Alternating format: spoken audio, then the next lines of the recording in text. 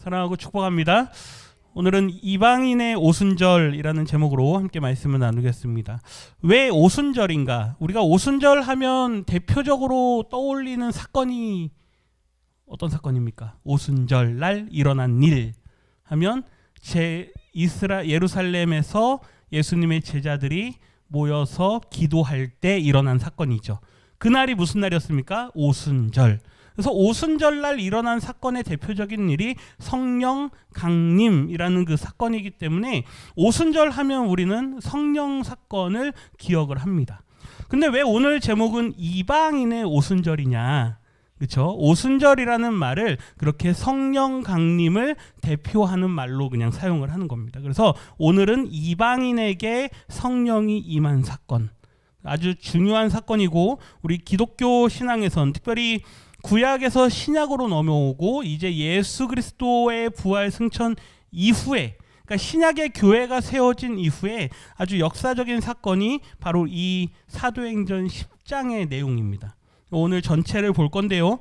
성도님들이 이 말씀을 좀 잘 집중해서 함께 말씀을 좀 보면 좋을 것 같습니다. 계속해서 이걸 보여드리고 있습니다. 복음이 확장되어지는 그 과정들. 그래서 사도행전 1장부터 우리가 지난 시간에 봤던 9장까지는 이방으로 이제 복음이 확장되어지는 걸 준비하기까지의 그 말씀들이었습니다.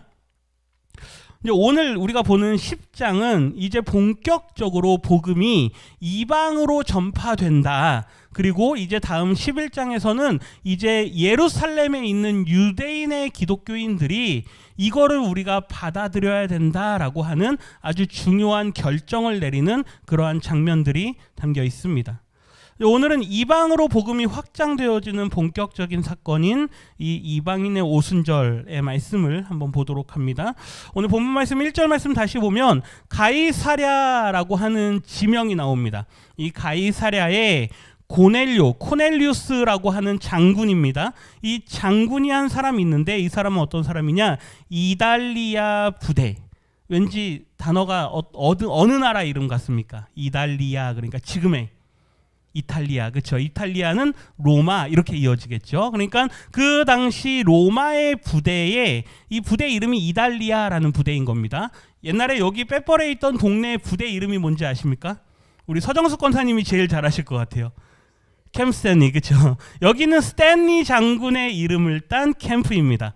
여기는 캠프 스탠리, 그러면 여기는 뭘까요? 캠프 이달리아 이런 거죠. 그래서 이달리아 부대의 백부장인데 백부장은 100명의 군사를 거느린 장군입니다. 이 고넬료라는 사람, 그러니까 권세가 있을까요? 없을까요? 있죠. 꽤 지위가 높고 아주 장군으로서 아마 많은 업적을 또 이뤘던 것 같습니다. 지도를 한번 보십시오. 지난주에 요빠에 이제 베드로가 머물러 있죠. 애니아와 그 다음에 이제 누굽니까? 도르가. 이제 그 사건이 있은 후에 요빠에 머물고 있는데 오늘 사건은 가이사랴. 옆에 보시면 파란색으로 바다가 보이시죠? 거기는 아주 아름다운 지중해 바닷가입니다. 자, 이제 이 가이사랴의 모습을 한번 보시는데 당시 여기가 어디냐면요. 당시 총독이 머물던 성경시대 예수님 당시에 총독하면 누가 떠오르십니까?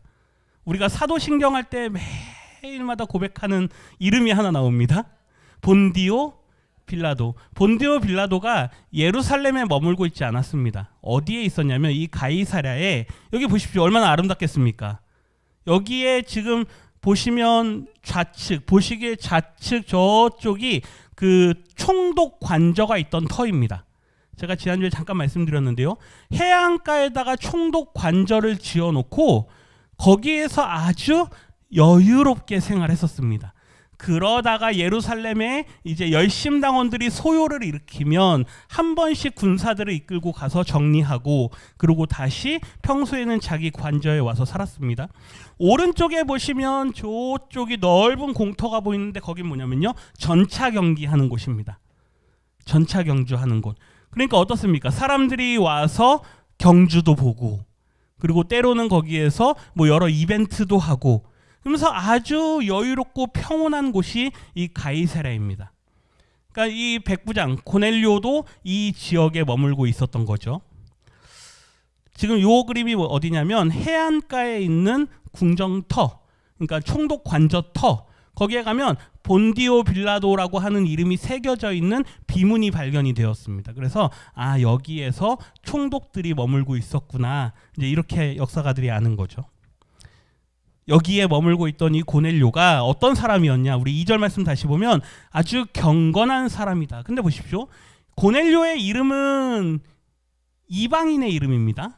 이 사람은 유대인이 아닙니다. 로마 군인이죠. 그러니까 이방인입니다. 그런데 이 사람이 어떤 사람이냐, 경건하여서 온 집안 사람들과 함께 누구를 경외하더라? 하나님을 경외하더라. 당시에 예수 그리스도를 구주로 믿냐 안 믿냐 그거는 둘째치고 하나님이 살아계신다라는 걸 알고 있는 이방인들은 많았습니다. 이스라엘의 역사를 통해서도 그렇고 하나님의 살아계심을 간접적으로 받아들여 온 사람들이 있었던 거죠. 그러니까 이 고넬료도 어떤 경위로 이 사람이 하나님을 알고 있었고 하나님 앞에 신실한 사람이었는지는 알 수 없지만 어쨌든 이방인으로서 로마의 군인임에도 불구하고 하나님을 알고 있었고, 그의 뒤에 모습을 보십시오. 백성을 많이 뭐하고요? 구제하고, 이 구제하는 일은 누구의 대표적인 일들이냐? 유대인들의 대표적인 일들입니다. 그들이 하나님 앞에서 늘 자선을 행하죠. 그리고 하나님께 항상 뭐 하더라? 기도하더라. 이 사람의 평소에 예수님을 알지 못하였다 할지라도 평소에 이 사람이 하나님 앞에 어떤 사람이었는가는 우리가 잘 알 수 있습니다. 이제 하루는 이 사람이 이제 평소에 따라서 기도하러 나갔습니다. 그런데 하나님의 사자가 그에게 찾아오고 고넬료에게 말씀하죠. 4절의 뒷부분 노란색 글씨만 보면 내 기도와 구제가 하나님 앞에 상달되어 기억하신 바가 되었다. 여기서 우리가 한 가지 기억해야 될 것은 하나님께서는 반드시 우리의 선행을 행하는 그 모든 일들과 또 기도하는 것들을 다 보시고 들으신다라는 거죠. 아멘이십니까? 이건 반드시 기억하셔야 됩니다. 그러니까 나의 드러내기 위해서 하는 그런 것보다는 이 사람은 어떤 사람이었습니까? 하나님을 경외하는 사람이었죠. 그러니까 하나님 앞에 내가 어떻게 살아야 된다라는 것을 이 사람은 알고 있었던 사람입니다. 하나님의 천사가 그에게 찾아와서 하나님께서 너의 평소의 모습을 다 보셨다. 그러니 이제 하나님께서 너에게 은혜 베푸시기를 원하신다. 이 말을 하면서 무언가를 하나를 지시합니다. 5절 같이 읽어봅니다. 내가 지금 사람들을 요빠에 보내어 베드로라 하는 시몬을 청하라. 아멘. 명령하는데 그 명령이 뭐냐? 사람을 보내라. 어디로요? 요빠로. 요빠로 가면 누가 있느냐? 잘 보셔야 됩니다. 베드로라 하는 시몬. 그러면 이 사람 고넬료는 어느 나라 사람이라 그랬죠? 유대인이라 그랬습니까? 이방인이라 그랬습니까? 이방인에게 유대인 사람의 이름을 소개하면서 보십시오. 베드로라 하는, 이게 무슨 말입니까? 이방인의 이름인 베드로입니다. 페트로스는 헬라어거든요. 이방인의 이름으로 알려져 있는 베드로인데 그의 원래 유대식 이름은 뭐냐? 시몬이다. 이해가 되십니까? 그러니까 성경에서 의도적으로 이방인의 이름과 유대인의 이름을 같이 보여줍니다. 왜 그럴까요? 이게 이제 이렇게 넘어가는 과정이기 때문에. 원래 시모나, 예수님께서 뭐라 그랬습니까? 아람어로 말할 때 바요나 시모나, 그렇죠? 요나의 아들 시모나, 너가 복이 있다. 근데 이제 이 베드로의 이름이 어떻게 바뀝니까? 베드로로 바뀌는 거죠. 예수님께서도 그 말씀을 하셨잖아요. 이제 너의 이름이 뭐다? 베드로다, 게바다, 반석이다. 그렇죠? 그러니까 이제 이 이름이 이렇게 넘어가는 걸 우리에게 보여줍니다. 베드로라 하는 시몬을 청하라. 그가 지금 어디 있느냐? 무두장이 시몬의 집에 유숙하고 있다. 근데 그 집이 어디에 있다 그럽니까? 해안가에 있다. 어제 지도에서도 지난주에 보셨지만 이 해안가 라인에 따라서 요빠가 있고 그 위에 가이사랴가 있죠. 한번 보십시오. 여기 왼쪽의 그림이 요빠 항구입니다. 오늘날의 요빠의 항구고요. 왼쪽에 있는 그림이 항구 요빠고요. 오른쪽에 있는 건물이 무두장이 시몬의 집입니다. 벌써 이제 꽤 오래전 사진인데요. 제가 사진들을 보다가 이 아이들이 나온 사진밖에 없어가지고 이걸 넣었는데 그 위에 이렇게 뭐라고 써있냐면요, House of Simon, 그래서 시몬의 집. 근데 그 뒤에 보면 The Tanner, 그래서 테너는 무두장이. 그래서 그 사람인 무두장이의 집이 여기에 있죠. 근데 이 지역에 가보니까 베드로라고 하는 사람이 지금 거기에 머물고 있으니 거기에 가서 사람들을 보내서 뭐 하라? 그를 너희가 있는 가이사랴로 데려오라 이렇게 명령을 하죠. 말씀을 우리가 잘 아는 내용이기 때문에 쭉 넘어가 보면 이제 베드로의 이야기로 넘어갑니다. 그래서 사람을 보내고 이제 베드로가 있던 상황에서 어떤 일이 일어나느냐? 베드로도 평소에 그가 하던 대로 하나님 앞에 기도하러 나아갑니다. 우리 9절 말씀 같이 한번 읽어봅니다. 이튿날 그들이 길을 가다가 그 성에 가까이 갔을 그때에 베드로가 기도하려고 지붕에 올라가니 그 시각은 제6시더라. 베드로도 늘 그의 기도 생활을 따라서 하나님 앞에 기도했습니다. 평평한 지붕이 있는 그 지붕으로 올라가는데요. 사진에 보시면 여기가 이제 무두장이 시몬의 집, 아마 지금 그 당시의 집이 잘 보존되어 있는 것 같습니다. 여기는 굉장히 역사성이 좀 많이 인정되는 곳인데요. 위에 한번 보십시오. 어떻습니까? 평평한 곳이죠, 그렇죠? 그 위로 올라가서 기도를 하는 겁니다. 근데 기도하다 보니 배가 고프죠. 그래서 배가 고파서 뭐 사람들한테 음식을 좀 달라 뭐 이렇게 얘기했는지 어쨌든 사람들이 음식을 준비하는 그 상황에 보면 여기 노란색 글씨만 보십시오. 그가 기도하다가 황홀함을 경험합니다. 근데 이 번역이 조금 이 황홀한 중에 하니까 사람들이 자꾸 기도하다가 황홀경에 빠지는 마치 이방 종교에서 경험하는 그런 어떤 그런 이 뭐라고 해야죠? 이렇게 막 뭔가 정신 나간 사람처럼, 그렇죠? 자꾸 그런 모습을 연상하는데 이 단어, 헬라어 단어가 엑스타시스, 아시는 분들은 뭐 아실지 모르겠는데 이 단어가 요즘 용어로는 좀 다르게 번역이 됩니다. 엑스타시라고 하는 마약 종류입니다. 엑스타시라고 부르는 마약이 있거든요. 여기에서 나온 단어인데 이게 무아지경, 그렇죠? 그러니까 엑스타시라는 그 마약을 하면 사람들이 무아지경에 빠지죠. 막 정신 나간 것처럼 막 비몽사몽하기도 하고요. 뭐 그런 단어이기도 합니다. 그런데 베드로가 그렇게 마약에 취한 것 같은 그런 상태로 기도했을까요? 그건 아닐 겁니다. 그렇죠? 뭘 보는 거죠? 환상 가운데. 그렇죠? 하나님 앞에서 환상 가운데 나아가는 모습입니다. 그러면서 환상을 보게 되는데 11절에 보니까 하늘이 열리고 한 그릇이 내려오는 것을 보는데 큰 보자기 같고 내 귀퉁이를 메어서 땅으로 이제 내리는 거죠. 어쨌든 음식이 내려옵니다. 우리 12절 같이 읽어봅니다. 그 안에는 땅에 있는 각종 네 발 가진 짐승과 기는 것과 공중에 나는 것들이 있더라. 아멘. 이 사도행전을 기록한 사람은 누가입니다. 누가는 의사입니다. 굉장히 디테일에 강한 사람이죠. 그래서 성경을 읽다 보면 누가의 기록들을 보면 병명이나 이런 것들을 아주 구체적으로 기록을 합니다. 제가 이 말씀을 보다가 누가가 구약 성경을 굉장히 잘 아는 사람이었구나라는 걸 발견한 장면이 바로 이 12절인데요.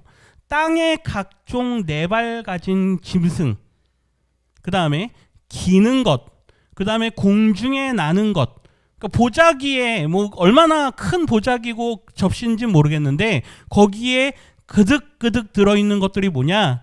각종 네 발 가진 짐승들, 기는 것들, 새들.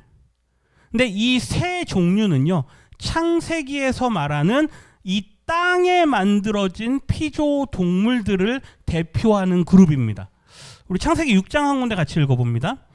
새가 그 종류대로, 가축이 그 종류대로, 땅에 기는 모든 것이 그 종류대로 각기 둘씩 네 개로 나아오르니 그 생명을 보존하게 하라. 아멘. 이게 언제 말씀입니까? 노아, 그렇죠? 노아의 방주로 드릴 때 육지 동물들, 그 다음에 하늘에 있는 동물들을 대표적으로 새 종류로 하나님께서 구분하십니다. 그렇죠? 새, 그 다음에 네 발 달린 가축들, 그 다음에 땅에 기는 뭐요? 곤충 종류들이겠죠.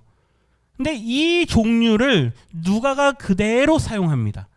땅에 있는 네 발 가진 짐승, 기는 것, 하늘에 나는 새들.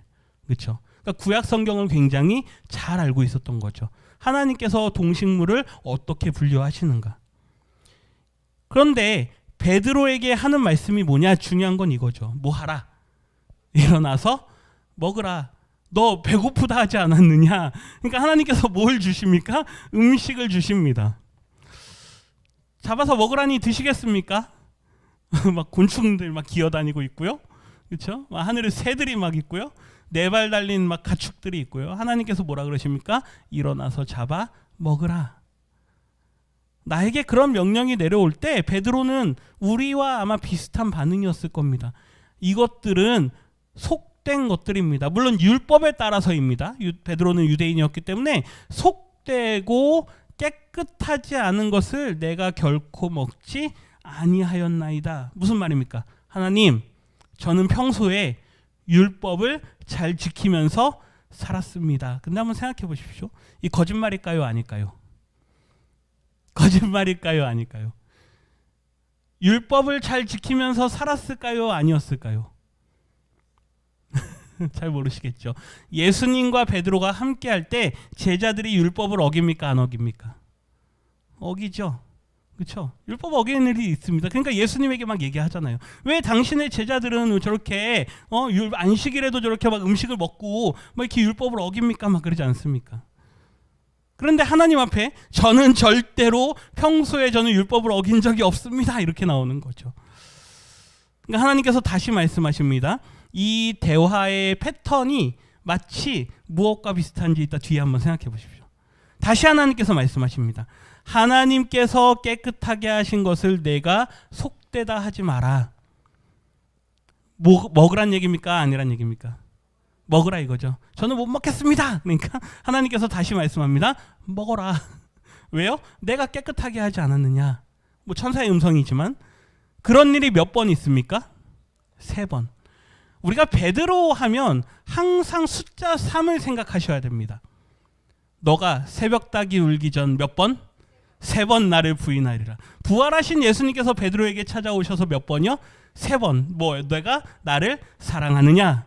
그때 명령을 주시죠. 베드로에게 3이라는 숫자는 아주 대단한 숫자입니다. 내 인생의 최악의 숫자이기도 하면서 내 인생의 최고의 숫자이기도 하죠. 그런데 여기에 한 번 더 더해집니다. 제가 율법을 절대 어길 수 없습니다. 다만 성령을 주셨기 때문에 복음을 전하고 부활의 증인이 되라, 이 말씀을 저에게 주셨기 때문에 제가 다니면서 부활의 증인으로는 살겠습니다. 그런데 속된 것들을 저는 먹지 않겠습니다. 하나님께서 몇 번을 말씀하십니까? 3번 말씀하십니다. 이게 무슨 말일까요? 베드로에게 있었던 고정관념, 그가 유대인으로서 이제 예수님을 부인했을 때 그의 모든 자아가 다 깨어져 버립니다. 아, 나는 이렇게 연약한 사람이구나. 아, 나는 이런 죄인이구나. 예수님을 배반한 사람이구나. 그의 모든 자아가 다 깨져버리죠.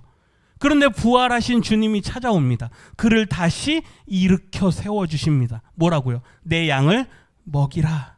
내 양을 치라. 그에게 사명을 주시면서 자존감이 완전히 무너져버린 베드로를 이렇게 세우시죠. 그런데 성령도 받았고 아주 능력의 종으로 사용받고 있었음에도 불구하고 그에게는 뭐가 하나 있습니까? 율법에서 넘어가지 못하는, 이 구원은 오직 누구에게만 있다? 유대인에게만 있다. 이방 사람들은 구원에 속해지지 못한다라고 하는 그 고정관념과 그에게 깨어지지 않는 게 하나 있었습니다. 그걸 하나님께서 3번에 걸쳐서 이걸 보아라, 먹으라 라고 하는 그 말씀으로 그의 모든 생각을 바꾸어 주십니다. 아멘이십니까? 베드로에게 있어서는 개인적인 체험입니다. 개인적인 체험. 그에게 있어서 이 개인적인 체험은 너무나도 놀라운 체험이죠. 이 누가 알겠습니까? 자기만 아는 거죠. 내가 기도하고 있는데 환상 가운데 음성이 들렸다. 3번 이런 일이 있었다. 자기만 아는 겁니다. 그러니까 우리 성도님들에게도 나의 인생을 변화시키는 체험은 때로는 매우 유익하다라는 것이죠. 하나님께서 나에게 체험을 주실 때 그걸 누가 알겠습니까? 나만 알죠. 내가 얼마나 힘들었는지 그 고통을 나만 알고 있었는데 그걸 하나님께서 넘어갈 수 있는 은혜를 나에게 주신다. 그 사람을 완전히 바꾸어 버리는 겁니다. 3번 그런 일이 있습니다. 근데 보십시오. 베드로가 그게 무슨 뜻인지 몰라 하던 차였는데 고넬료가 보냈던 사람들이 이제 그 집으로 찾아옵니다. 뭐 잘 아시는 대로 뭐 베드로가 어디 있냐 그래서 만나죠. 베드로가 환상 가운데 있었던 그 일들을 생각할 때에 노란색 글씨 보십시오. 성령께서 그에게 말씀하십니다. 이 모든 일들을 지금 누가 이끌어 가십니까? 성령님께서 이끌어 가십니다. 그래서 사도행전을 다른 말로 성령행전이라고도 말하는 것이죠. 중요한 요소들마다 성령께서 역사하십니다. 두 사람이 너를 찾으니 일어나서 의심하지 말고 그들과 함께 가라. 내가 그들을 너에게로 보낸 것이다. 베드로가 내려갑니다. 그래서 사람들을 만나죠. 뭐 어떤 일로 왔습니까? 뭐 이렇게 물어보니까 그 사람들이 자초지종을 이야기합니다. 백부장 고넬료라는 사람이 있는데 뭐 우리가 잘 읽었던 대로 그 사람은 이런 사람이고 저런 사람입니다. 그 사람이 기도하다가 환상을 받았고 우리가 보냄을 받았기에 당신을 모시러 여기까지 왔습니다. 뭐 그런 이야기들을 쭉 합니다. 베드로가 오늘은 늦었으니까 우리와 함께 여기서 머물고 이제 한번 그럼 가봅시다. 그렇게 해서 이제 베드로가 그 사람들과 함께 어디로 갑니까? 가이사랴로 올라갑니다. 뭐 뒤에 이어지는 내용도 우리가 많이 익숙한 내용이니까 쭉쭉 넘어갑니다. 고넬료가 이제 그 오는 사람들을 다 맞아들이죠. 맞아들여서 내가 이러한 경험을 했습니다. 그리고 이러한 일들이 있어서 당신을 여기까지 오게 했습니다. 그러면서 베드로를 맞이합니다. 그 다음 이제 중요한 사건인데요. 그 이야기들을 쭉 보고 나서 이제 그에게 하는 말이 베드로의 말 한번 보십시오. 유대인으로서 이방인과 교제하며 가까이 하는 것이 위법인 줄을 너희들도 알지 않느냐. 이게 무슨 말입니까? 나는 유대인입니다. 고넬료 당신은 이방 사람입니다. 그런데 유대인인 우리에게는 이러한 율법이 있습니다. 이방인들과 함께 교제하고 교제한다는 건 밥을 먹는다는 얘기입니다. 당신들과 함께 식사하고 머무는 것은 우리에게는 허용되지 않는 일입니다. 그 이야기를 하는 거죠. 그런데 한번 보십시오. 내가 지금까지 그렇게 알아왔고 내 평생 그렇게 살아왔습니다. 그런데 지난 밤에 하나님께서 저에게 이상한 환상을 하나 보여주셨습니다. 우리 28절 하반절만 같이 읽습니다. 하나님께서 내게 지시하사 아무도 속되다 하거나 깨끗하지 않다 하지 말라 하시기로. 아멘. 보십시오. 하나님께서 나에게 지시하셨다, 명령하셨다. 아무것도 속되다 하거나 깨끗하지 않다 하지 말라. 베드로는요 이미 그 환상의 그 경험을 하고 성령께서 고넬료의 사람들을 너희에게로 내가 보냈다라는 말을 듣고 그 사람들을 만나고 그 고넬료가 경험 이야기들을 들었을 때 그는 이미 모든 정리가 끝났습니다. 모든 되어진 이 사건들이 무슨 일인가에 대해서 이미 벌써 결론이 세워진 거죠. 하나님께서 나에게 보여주신 그 환상은 이방인들도 하나님께서 택한 사람들이다 라고 하는 걸 나에게 환상으로 말씀하시구나. 몇 번에 걸쳐서요? 3번에 걸쳐서. 베드로는 이미 벌써 생각의 정리가 오기 전에 다 끝난 겁니다. 그래서 고넬료를 만나자마자 이렇게 말하죠. 부름을 사양하지 아니하고 왔다. 그렇죠? 하나님께서 당신들에게 구원의 은혜를 주시기를 원하신다라는 것을 제가 뭐 했습니다? 깨달았습니다. 그래서 예전 같으면 유대인의 율법을 따르면 저는 분명히 여기 오지 않았을 겁니다. 그럼에도 불구하고 제가 여기 온 것은 하나님께서 당신들을 구원하시기를 원하시기 때문입니다. 얼마나 놀라운 말입니까? 우리가 선교지로 나간다거나 혹은 뭐 남들이 다 가지 않는 그러한 곳에 내가 사역자로 간다거나 할 때 그 사람의 마음속에는 어떤 마음이 있을까요? 여기는 정말 오고 싶지 않았던 곳인데, 여기는 내가 정말 하나님 여기만은 피해 주세요라고 했던 곳인데 거기로 탁 들어가게 됐을 때 그의 마음속에 어떤 마음이 있느냐. 그렇죠? 그런데 하나님께서 아무도 속되다라고 하지 않으신다. 하나님께서 그 어떤 것도 부정하다 하지 않으신다. 그 부름을 우리가 받았다면 사양하지 않고 그 일을 감당한다. 이제 연말이 되고 하면 이제 우리가 또 전도에 대한 그런 마음들을 하나님께서 우리에게 많이 주실 줄 믿습니다. 아멘이십니까? 네, 성탄절 뭐 이럴 때 되면 또 이웃들과 사랑을 나누고 하다 보면 자연스럽게 이웃들에 대한 마음들이 생기죠. 근데 저 사람만큼은 내가 정말 하고 싶지 않다. 저 사람에게만큼은 내가 정말 이런 뭐 좋은 일, 착한 일들 하고 싶지 않다 하는 사람이 있습니까? 없습니까? 있죠. 있기 마련이죠. 그 사람의 평소에 하는 말이나 얼마나 얄밉습니까? 평소에 그 사람이 하고 다니는 행동이나 그런 거 보면 저 사람은 절대 구원받지 못할 사람도 아닙니다. 인간이야. 막 그러죠. 그런데 하나님께서는 그러한 사람일지라도 구원하시기를 뭐 하신다고요? 기뻐하신다. 베드로는 그 부름을 사양하지 않았습니다. 그렇다면 오늘 우리는 어떠냐 이거죠. 우리도 그러한 부름을 받습니까? 네, 받습니다. 저 사람은 속된 사람이야. 저 사람은 세상 사람이야. 저 사람의 생각은 세상의 것들로, 온갖 더러운 것들로 가득 차 있는 사람이야. 그러한 생각이 우리 안에 있을까요? 없을까요? 있습니다. 판단하고 정죄하고 비판하고 이러한 일들이 우리 안에서 막 일어나고 있을 때 3번 환상을 보여주십니다. 속되지 않다. 내가 그들도 모았다. 깨끗하게 했다. 우리 34절과 35절 같이 읽습니다. 베드로가 입을 열어 말하되 내가 참으로 하나님은 사람의 외모를 보지 아니하시고 각 나라 중 하나님을 경외하며 의를 행하는 사람은 다 받으시는 줄 깨달았도다. 아멘. 베드로가 자신의 깨달은 것을 먼저 이야기합니다. 이상하지 않습니까? 지금 사실은 고넬료가 말을 많이 합니까? 베드로가 많이 합니까? 할 말이 많은 사람이 누구입니까? 고넬료입니까? 베드로입니까? 고넬료죠. 고넬료죠. 그런데 베드로가 고넬료를 만나자마자 갑자기 고해성사를 합니다. 내가 전에는 이랬습니다. 갑자기 고넬료는 어떻게 생각해요? 이 사람 왜 이러지? 그렇죠. 하나님께서 분명히 내가 필요해서 이 사람이 온 건데 왜 갑자기 이 사람이 자기의 고해성사를 하지? 당황스럽지 않겠습니까? 매우 당황스러울 겁니다. 이러한 고백을 베드로가 하죠. 그러면서 결국 예수 그리스도로 말미암아 화평의 복음을 전하게 하셨고 이제 우리는 주님과 함께하면서 그 모든 것들을 다 경험했고 주님께서 어떻게 사역을 하셨는지 그리고 그분께서 어떻게 부활하셨는지 이 모든 내용들을 제가 다 압니다. 그래서 이것을 당신에게 전하겠습니다.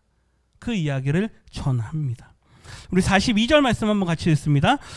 우리에게 명하사 백성에게 전도하되 하나님이 살아있는 자와 죽은 자의 재판장으로 정하신 자가 곧 이 사람인 것을 증언하게 하셨고 그에 대하여 모든 선지자들도 증언하되 그를 믿는 사람들이 다 그의 이름을 힘입어 죄사함을 받는다 하였느니라. 그에게 복음을 전합니다. 고넬료에게 복음을 전하고 그의 모든 사람들에게 이러한 말들을 할 때 역사가 일어나는 거죠.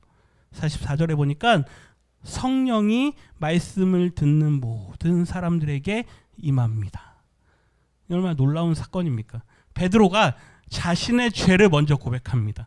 내가 과거에는 사람들을 판단하고 정죄했습니다. 율법으로 사람들을 갈랐던 사람입니다. 그런데 그게 아니었습니다. 당신들도 구원함을 받을 수 있습니다.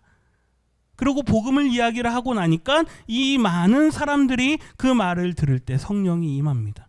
베드로가 놀랄까요? 안 놀랄까요? 놀라죠. 첫 번째 놀라는 건 어떻게 유대인이 아닌 이방인들에게 성령이 임할 수 있는가? 그렇죠. 두 번째 놀라는 건 하나님께서 정말로 이 일을 행하시는구나. 그렇죠. 표면적으로 눈에 드러나는 그 현상들을 보니까 막 사람들이 방언을 합니다. 뭐 그런 현상을 보니까 이 사람들이 이방인들인데 어떻게 방언을 하지? 막 놀랐을 겁니다. 그러면서 시간이 점점 지나고 그 사람들의 기도하는 내용들, 하나님을 찬양하는 내용들 다 들으면서 한 가지 더 놀라겠죠. 정말로 하나님께서 역사하시는구나. 이방인들도 하나님께서 정말로 구원하시는구나. 그들에게 성령이 임하고 그들이 막 방언으로 하나님을 막 찬양합니다. 베드로의 말 마지막 읽고 마치겠습니다. 47절 48절입니다. 이에 베드로가 이르되 이 사람들이 우리와 같이 성령을 받았으니 누가 능히 물로 세례의 베품을 금하리요 하고 명하여 예수 그리스도의 이름으로 세례를 베풀라 하니라. 그들이 베드로에게 며칠 더 머물기를 청하니라. 아멘. 이미 성령을 받았는데 그들에게 세례를 베푼들 뭐가 문제가 되겠느냐? 그렇죠. 그래서 세례를 베풀라. 세례를 베풉니다. 우리가 30분 안에 이 짧은 10장의 말씀을 다루기 때문에 매우 압축적으로 제가 말씀드렸는데 이 마지막 48절 한 군데만 보면 베드로에게 뭐라 그럽니까? 며칠 더 머물기를 청하죠. 성경에서 며칠 우리와 더 머물러 주십시오라고 말할 땐 언제나 하나님의 말씀이 그들 가운데 임할 때입니다. 이걸 반드시 기억하시기를 부탁드립니다. 우리가 주일날 예배 끝나고 혹은 오늘처럼 이렇게 수요일날 예배 끝나고 집에 가기 바쁘시죠. 그렇죠? 아, 여기 며칠 더 머물렀으면 좋겠다 이런 마음 안 드시죠? 회개하십시오. 보십시오. 요한복음 4장에 예수님께서 사마리아 땅에 가십니다. 사마리아 여인이 예수님을 만나고 예수님이 어떤 분인가를 깨닫습니다. 물덩이를 내던지고 마을 사람들에게 가서 내가 메시아를 만났다 전합니다. 그들이 예수님을 만나고 나서 전에는 저 여인의 말을 듣고 내가 당신이 메시아인가 생각을 했는데 당신의 말을 듣고 보니 당신이 정말로 메시아인 걸 우리가 알았다. 사마리아 마을 사람들의 고백입니다. 그 뒤에 보니까 뭐라 그럽니까? 예수님에게 며칠 더 머무시기를 청합니다. 말씀이 들어가면 그 말씀과 함께 하기를 원합니다. 아멘이십니까? 한번 더 보십시오. 사도행전 16장에 보면 바울이 그 자주장사 루디아를 만납니다. 이 루디아가 말씀을 듣고 마음에 뜨거운 마음을 갖게 됩니다. 그러면서 바울에게 뭐라 그럽니까?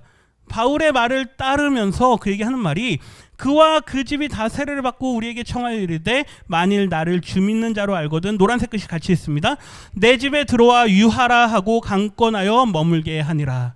집에 머물면서 뭐 하라는 걸까요? 우리랑 게임합시다 이런 겁니까? 아니죠. 뭐 해달라고요? 말씀 전해달라고. 우리와 며칠 더 머물면서 말씀을 좀 가르쳐 주십시오. 그의 마음 가운데 말씀의 갈급함이 생겨납니다.